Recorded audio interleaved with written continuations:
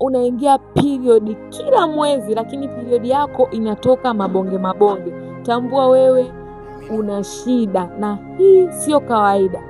Kuna madhara makubwa sana ambayo utayapata pindi unapotoka na period yenye mabonge mabonge.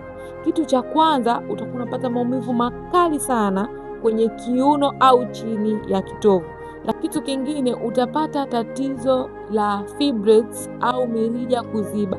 Lakini kitu kingine, utashindwa kabisa kupata ujauzito kutokana na hiyo changamoto ambayo unapitia, kwa sababu unavotokwa na period yenye mabonge mabonge, maana yake kwenye mfumo wako wa uzazi hauko sawa. Na kumbuka, kwenye uterus kama mirija imeziba hauwezi kupata ujauzito, kwa sababu zile mbegu zinashindwa kusafiri kwenye ovary.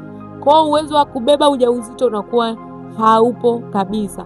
Kwa kama unapitia changamoto hii, kiona unatokwa na damu yenye mabonge mabonge, ujue hii ni hatari. Hii ni ishara ya hatari, na suluhisho salama na sahihi la kukusaidia wewe mwanamke uondokane na hiyo changamoto ya kutokwa na hedhi yenye mabonge mabonge. Fuatana nami ili niweze kukupa suluhisho la kudumu uweze kuondokana na hiyo changamoto ya kutokwa na hedhi yenye mabonge mabonge kila mwezi.